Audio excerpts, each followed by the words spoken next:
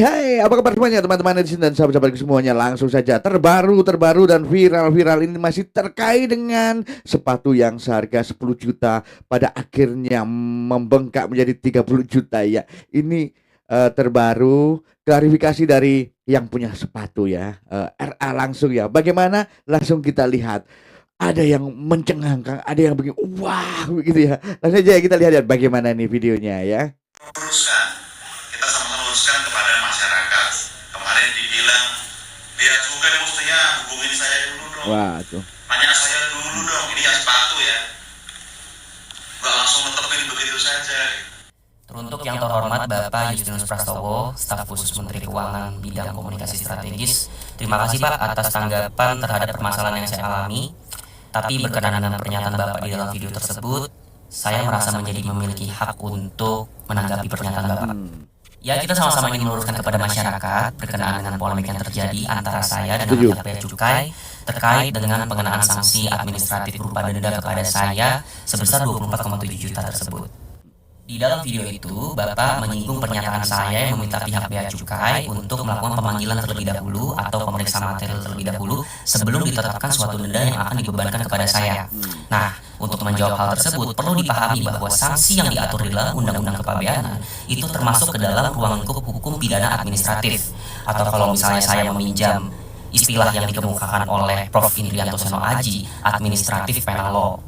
Hukum pidana administrasi atau administratif penal law pada dasarnya mengatur mengenai pelanggaran-pelanggaran terhadap tata administrasi yang telah diatur di dalam undang-undang, termasuk di dalamnya Undang-Undang Kepabeanan. Yuk kita sama-sama lihat undang-undangnya. Iya, kita lihat dulu. Nah, berikut ini adalah contoh-contoh hukum pidana administrasi di dalam Undang-Undang tentang Kepabeanan. Nah, ini akan menimbulkan sanksi ketika kita melakukan pelanggaran terhadap pasal-pasalnya. Ada pasal 8A ayat 2 dan 3, 8C ayat 3, 10A ayat 3 dan 4, 102 huruf G, 102D, dan masih banyak lagi. Kalian bisa cari tahu sendiri di Undang-Undang Nomor 17 Tahun 2006. Nah, sebenarnya kalau misalnya kita baca redaksi pasalnya, Undang-Undang Nomor 17 Tahun 2006 pada dasar itu memungkinkan adanya suatu pembuktian sebelum adanya putusan terkait dengan pengenaan sanksi administratif berupa denda. Nah, inilah yang kemudian saya pertanyakan, di mana prosedur ini?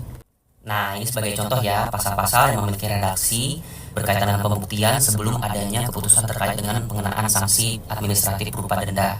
Di sini ada bahasa tidak dapat membuktikan, tidak dapat membuktikan. Tuh, tidak dapat membuktikan, tidak dapat membuktikan. Dan ini tidak dapat membuktikan. Berkaitan dengan ketidaksesuaian nilai transaksi yang diberitahukan, di sini di penjelasan pasal 17 ayat 4 Undang-Undang Nomor 17 Tahun 2006, di sini juga dinyatakan kesalahan akibat ketidakjujuran yang akan dikenai sanksi administratif berupa denda. Nah, pertanyaan saya, bagaimana kalian bisa membuktikan adanya kesalahan akibat ketidakjujuran tanpa adanya proses pembuktian terlebih dahulu? Dari mana kalian cenayang? Kalaupun nih ya tidak diatur secara eksplisit di dalam undang-undang, satu dunia ini tahu yang namanya hukum pidana itu lekat kaitannya dengan pembuktian. Karena yang dicari adalah kebenaran material, bukan kebenaran formil seperti perdata. Kalau semisal saya meminjam asas yang pernah dikemukakan oleh Prof. Edi Hiari pada sidang MK tahun 2019 in criminalibus probationis beden SLU seculariores. Di dalam perkara pidana bukti-bukti harus lebih terang daripada cahaya. Lalu juga ada asas pidana yang mengatakan actus non facit reum nisi mensit rea. An act doesn't make a person guilty unless the mind is guilty. Jadi semua asas-asas pidana itu memang mensyaratkan adanya pembuktian sebelum adanya keputusan terkait dengan pemidanaan. Lalu bagaimana saya dikenakan suatu pidana dalam ruang lingkup administratif tanpa adanya pembuktian untuk suatu perbuatan yang tidak pernah saya lakukan? Ini hukum apa?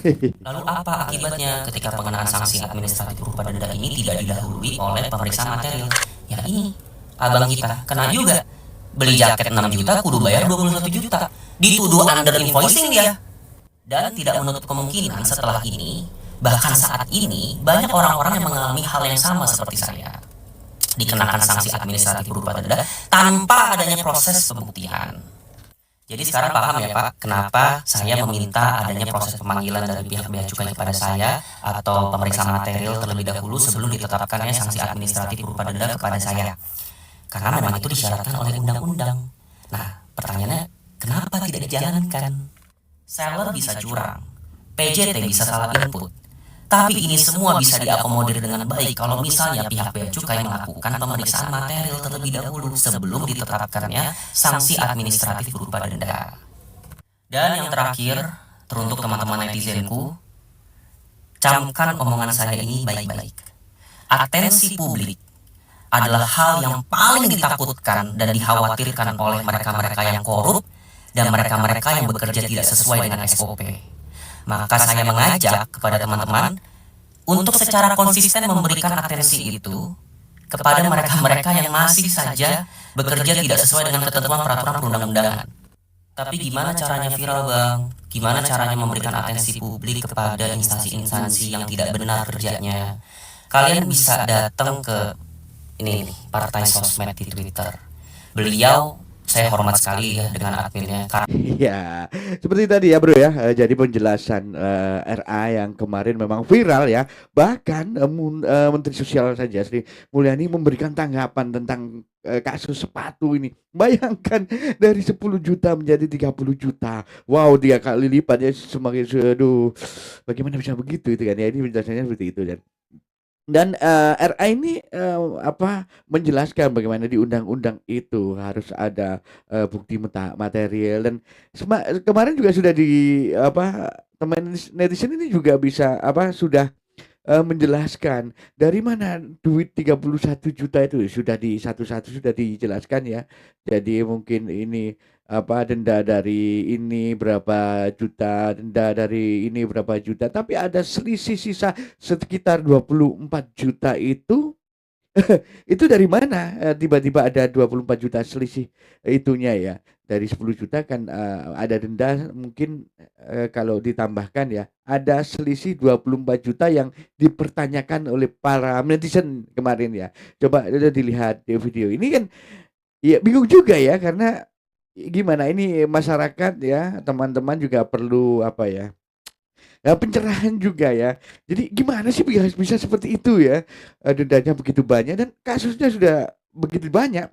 Sudah saya buat video kemarin mulai dari masalah kato ini celana dalam seharganya sekitar 140.000 dengan menjadi 800.000 dendanya. Itu kan ya juga banyak lagi. Tadi juga disinggung ya oleh saudara RA ini masalah jaket ya. Itu salah satu artis yang juga mengeluh di medsos ya karena begitu banyak ini beanya ya sekitar berapa 21 juta ya dari 8 juta. Nah, itu juga keluhan-keluhan masyarakat ini juga harus diperhatikan dan keren banget ya. Bagaimana teman-teman semuanya ya? Semoga bisa memberikan sesuatu yang baru ya dari penjelasan RA tadi ya. Ada undang-undang tadi coba nanti digeser gitu ya. Terima kasih sudah menyimak video ini dan video ini saya langsung dari channelnya ya pemilik sepatu langsung ya dari saudara RA nanti ada di situ tulisannya alamatnya nanti langsung aja datang kalau kurang jelas di sini. Oke. Terima kasih sudah menyimak video ini. Kita ketemu lagi di video berikutnya yang lebih keren, lebih seru dan juga lebih heboh tentunya ya. Salam sehat untuk kalian semuanya. Keren.